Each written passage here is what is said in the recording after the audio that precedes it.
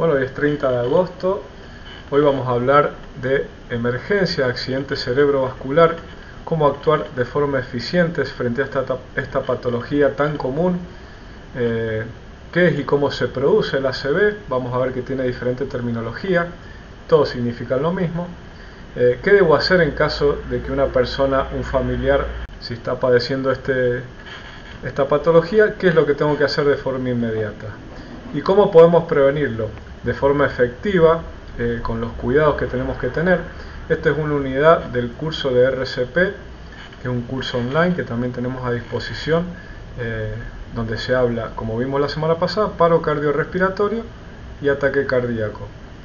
Este es material sacado de este curso y vamos a ver los sinónimos para que no haya confusión. El accidente cerebrovascular, como hemos nombrado en la charla, tiene varios nombres: accidente isquémico, ACV, que es lo mismo, apoplejía se decía anteriormente, ictus también se dice, y stroke, estos son términos más en inglés, derrame cerebral y ataque cerebral. Todos estos términos quieren decir lo mismo, ¿sí? Son diferentes formas, pero en realidad es la misma patología de la que vamos a hablar hoy en día. Fundamental que como cuidador ustedes deben saber son los rangos normales de la presión arterial. Entre 120 y 80 milímetros de mercurio es la presión arterial media, en donde tenemos que tener en cuenta que si nuestro paciente ha sido fumador, si es hipertenso, si es obeso, si tiene diabetes, es algo que nosotros no lo podemos pasar por alto y debemos conocer y saber controlar más que nada, porque esto es una de las primeras causas que produce un accidente cerebrovascular o ataque cerebral. Durante la charla yo le voy nombrando diferentes términos, pero todo se refiere a lo mismo, es para que nos familiaricemos con estos términos que quieren decir lo mismo, ¿sí? Como vemos acá, es la primera causa de discapacidad en las personas. Ustedes fíjense que si vemos el 100% de discapacitados en todas las personas, la mayoría es por accidente cerebrovascular.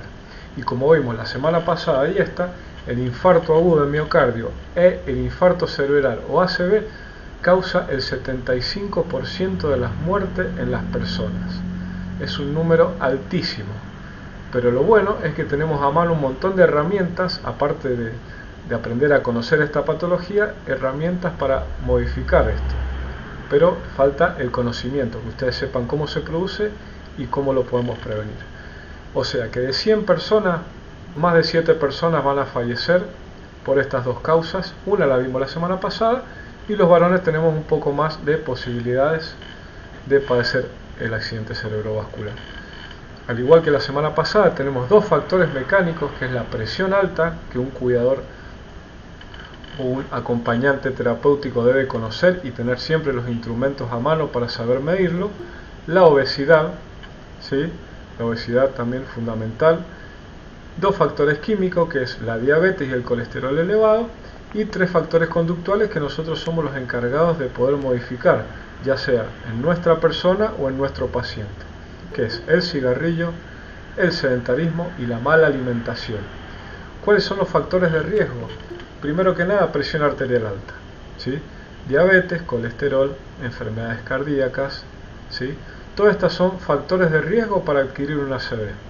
O sea que si yo soy diabético y encima soy sedentario y encima fumo, bueno, me estoy jugando todas las fichas al número del ACV para que me dé en cualquier momento. Tenemos dos tipos de ACV que ya vamos a ver enseguida, como les decía, en un video muy gráfico y muy explicativo, pero yo se lo voy a explicar previamente para que en el video quede directamente muy claro y ustedes lo puedan entender. Dos tipos de ACV. El primero que vamos a ver, que sea en el 85% de los casos, o sea, de 100 casos, 85 se da el ACV isquémico, que ocurre cuando un vaso sanguíneo, ¿sí?, se bloquea, ya sea por una placa ateromatosa o un coágulo, ¿sí? Este coágulo que puede viajar de diferentes partes del cuerpo. Tenemos que tener en cuenta que personas que están en cama, postradas o que han tenido cirugías de algún tipo, en todas esas heridas, en todas esas cicatrices se generan coágulos que viajan por el torrente sanguíneo y puede estancarse en la ramificación más finita que tiene este sistema circulatorio, que es cuando entra al cerebro. En el 15% de los casos, y gracias a Dios es en el menor de los casos, el ACV hemorrágico es el peor de todos, en donde ocurre cuando un vaso sanguíneo se rompe, ¿sí? Se agrieta, entonces empieza a haber un sangrado interno dentro del cerebro, como vemos en esta imagen.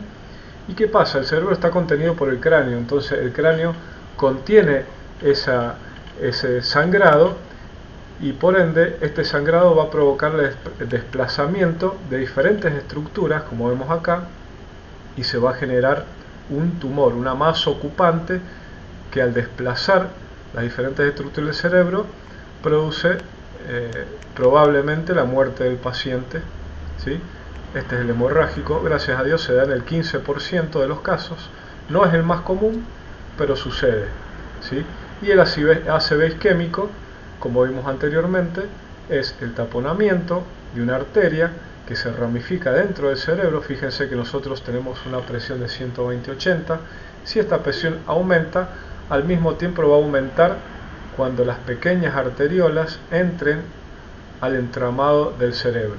Toda esta presión se transmite, y si las arterias se tapan, tiene arteriosclerosis, tiene ateromas o tiene coágulos, produce un taponamiento, y ahí se produce el ACV isquémico. Ahora vamos a ver un video, les voy a mostrar para que ustedes puedan apreciar de forma visual y explicativa, muy didáctico. Este video le ayudará a comprender qué es un accidente cerebrovascular y el riesgo de sufrir uno. Normalmente los vasos sanguíneos llamados arterias llevan sangre al cerebro. El cerebro necesita un flujo constante de sangre para obtener el oxígeno y los nutrientes que necesita para funcionar correctamente. Durante un accidente cerebrovascular, también conocido como ataque cerebral, el flujo de sangre a una parte del cerebro se ha detenido. El tipo más común de accidente cerebrovascular se llama accidente cerebrovascular isquémico. Puede ocurrir en una arteria donde una sustancia grasa llamada placa ha estrechado la arteria. En un tipo de accidente cerebrovascular isquémico, llamado accidente cerebrovascular trombótico, la placa se puede romper y formar un coágulo de sangre que bloquea el flujo de sangre al cerebro. En otro tipo de accidente cerebrovascular isquémico, llamado accidente cerebrovascular embólico, un coágulo de sangre se forma en otra área del cuerpo y viaja a través del torrente sanguíneo. Si llega a una arteria cercana o al cerebro, puede bloquear el flujo de sangre. Cuando una arteria o una parte del cerebro se bloquea durante un accidente cerebrovascular, el oxígeno y los nutrientes en la sangre no pueden llegar a esas células cerebrales. Este video le ayudará a comprender qué es un accidente cerebrovascular y el riesgo de sufrir uno. Normalmente, los vasos sanguíneos llamados arterias llevan sangre al cerebro. El cerebro necesita un flujo constante de sangre para obtener el oxígeno y los nutrientes que necesita para funcionar correctamente. Durante un accidente cerebrovascular, también conocido como ataque cerebral, el flujo de sangre a una parte del cerebro se ha detenido. El tipo más común de accidente cerebrovascular se llama accidente cerebrovascular isquémico. Puede ocurrir en una arteria donde una sustancia grasa llamada placa ha estrechado la arteria. En un tipo de accidente cerebrovascular isquémico, llamado accidente cerebrovascular trombótico, la placa se puede romper y formar un coágulo de sangre que bloquea el flujo de sangre al cerebro. En otro tipo de accidente cerebrovascular isquémico, llamado accidente cerebrovascular embólico, un coágulo de sangre se forma en otra área del cuerpo y viaja a través del torrente sanguíneo. Si llega a una arteria cercana o al cerebro, puede bloquear el flujo de sangre. Cuando una arteria o una parte del cerebro se bloquea durante un accidente cerebrovascular, el oxígeno y los nutrientes en la sangre no pueden llegar a esas células cerebrales. Las células comienzan a morir en minutos. Un tipo menos común de accidente cerebrovascular se llama accidente cerebrovascular hemorrágico. Ocurre cuando un vaso sanguíneo debilitado se rompe y filtra sangre al cerebro. Esto bloquea el flujo de sangre al cerebro. Y la sangre que gotea ejerce presión sobre el tejido cerebral, produciendo un daño al cerebro. Acá es un dolor de cabeza muy intenso. No es Para obtener más información sobre su riesgo de sufrir un accidente cerebrovascular, hable con su proveedor de atención médica. Y también la dificultad repentina para ver con uno o ambos ojos. El tratamiento inmediato es crucial para reducir el daño en caso de accidente cerebrovascular. Para un accidente isquémico, como vimos en el video, el taponamiento de una arteria, ya sea por un coágulo o por un estrechamiento por una placa ateromatosa, ¿sí? La medicación va a estar orientada a disolver ese coágulo, ¿sí? No sé si se acuerdan de la semana pasada cuando hablamos en este tipo de emergencia que nosotros, esto es una reglamentación acá en Argentina que la Cruz Roja recomienda, que es ofrecerle al paciente que mastique una aspirina para que este coágulo se disuelva. Obviamente yo no tengo el poder para obligarlo a que lo haga, sino solamente se lo ofrezco.